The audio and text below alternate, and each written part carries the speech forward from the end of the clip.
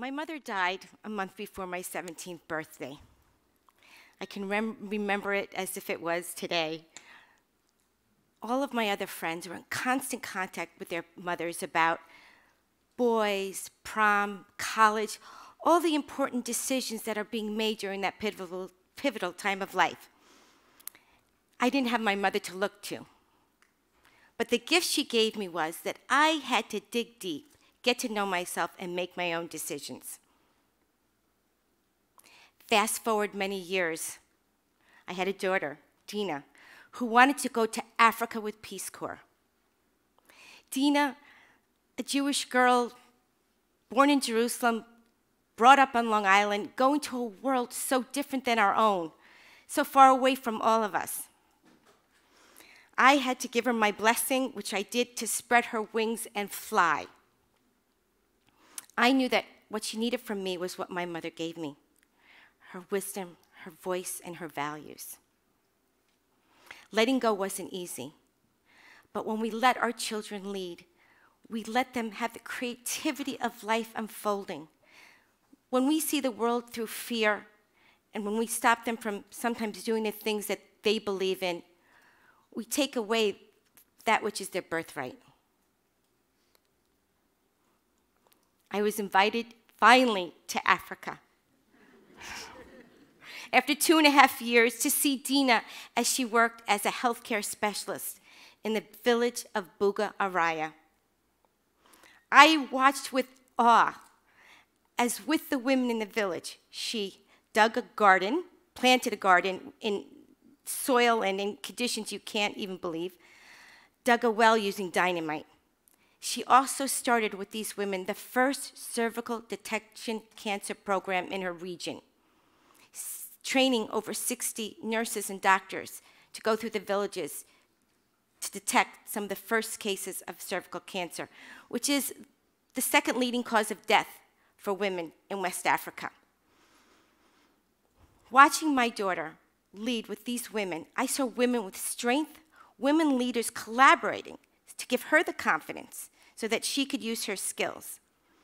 We also painted many murals. I added to like a dozen of the murals that she painted at the time. It caused me to actually think about my preconceived views of roles that we play and people that we meet. It caused me to think, how could I change my community? How could I use my skills? Dina was no longer my daughter, but she was a leader. This is a quote from one of my favorite artists, Robert Henry. There are moments in our lives, there are moments in a day when we seem to see beyond the unusual. Such are the moments of our greatest happiness. Such are the moments of our greatest wisdom. If one could but recall his vision by some sort of sign, it was in this hope that the arts were invented. Signposts on the way to what may be, signposts to greater knowledge. So after I got back from Africa, my life as an artist was changed.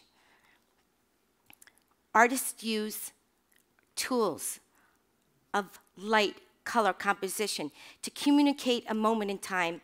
And as a commissioned portrait artist, I did that. I tried very hard, and here are some examples. I made many beautiful children, and I added hair for people. I took away wrinkles. And yes, I made those diamond rings bigger.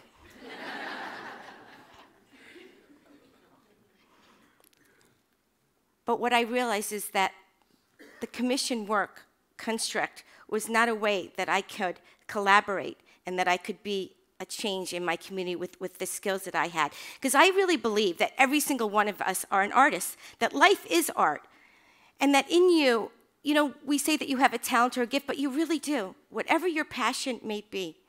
Another one of my greatest teachers is my son Adam, who is a social practice artist. And I think this example of this program, this project, is called Creek College. It sets up art schools on the beds of rivers that are being cleaned, reclaimed, ecologically worked on and sourced. And on those riverbeds, lake beds, water resources, art projects are being conducted. using photography, sculpture. And so as you think of your own life, what are the passions and the ways where you can use art as life? So for me, what did I do? I spent 5 years painting these amazing women that I met in the village of Booga, Araya. Not to create a body of work, to hang or to decorate someone's home, but as a way to communicate visually what I saw there and what I learned, to celebrate these incredible women and children and the complex issues that they deal with and how they relate to us here. I started something called the Mali Project, which is a traveling multimedia exhibition. The Mali Project consists of about 20 paintings. Also, next to the paintings are hung words from my daughter's blog, Mali Bohemia, and interactive sculptures from my son, Adam, as well as children and adult workshops. Let me take you through a couple of paintings through this series. What I want you to do is, I want you to pretend that you're a bird and that you're flying into the canvas. I want you to notice where you go first, where you linger, and where you exit. This is a tiny little painting. It's about this big. It doesn't have all the bells and whistles of realism. It's the only self-portrait I've ever done in my life, and it's very precious to me. I painted myself sitting in the middle. I was asked to sit with the elders, the old women. I'm one of the old women of the village. I could smell the earth in their home as they sat close next to me with their bodies pressed next to me. I painted myself sort of like a cartoon character with my arms stretched out, sunglasses on my head, wearing white. In contrast, to try to contrast and to remind myself of what I saw that day. The banality of my modern day life, the things that I worried about, the searching for who I think I am. What I saw in that home that day was women that were so centered and noble. They took my breath away. So every time I see that painting, I remember that part of myself. The next painting is one of my favorites. It's called The Mighty Girls of Mali. With my daughter, at 5 o'clock in the morning, these girls walked 3 miles to get to a nearby village to work in the garden so that they could raise money for their women's garden. These are philanthropists, young children caring one for the other. This painting celebrates them. You know, when we think of Africa, we have preconceived constructs of what we think are happening there and what's happening with the community and how much help that they may need. But what we don't realize is how much help they helped me and what you can learn in your life. And that's what the bridge that art does. I also want you to mention the color of the sky. The sky is blue, but in this painting it's yellow, and that's to communicate the portrait of the land. It's hot, it's vibrant.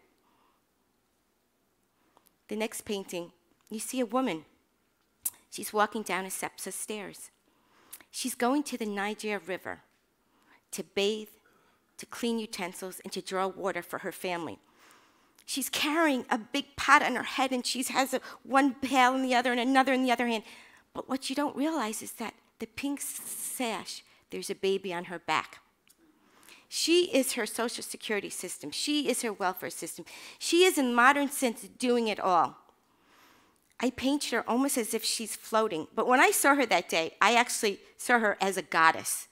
She is a daughter of Africa. She is a goddess of Africa. And today, I want you to see her that way, and I want to celebrate her. The last painting I want to talk about in this series is the Imam of Booga, Araya. See how large he is compared to the size of the canvas. When you saw the other paintings, the women were a little smaller. This painting is really about power and control in a way. I kind of wanted to communicate that.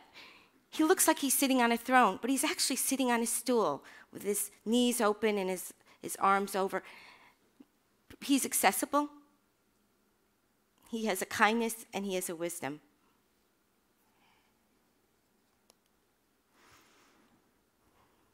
The Motley series gave me the courage to start a new body of work. On a recent trip to Poland, I visited the Nazi death camps and other Holocaust sites. I'll be doing a body of work where I'll be collaborating with my friend Judy Maedger, whose parents are Holocaust survivors and have recently passed on, so their voices are no longer with us. This body of work will be charcoal, sculptures, paintings, and I will also be collaborating with my sisters who will be posing. Oops. Your eyes can't unsee what they see.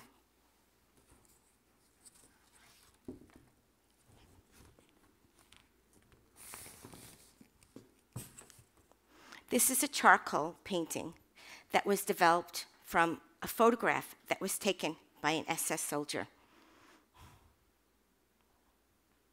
What he didn't realize while he was callously documenting the intimate death of this generation of women in a little town of Poland in the outskirts on a freezing cold day.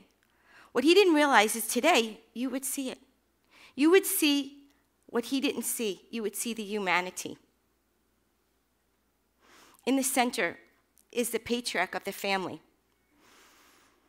They were told to strip, but she would not take off her boots. In that, I see incredible resilience.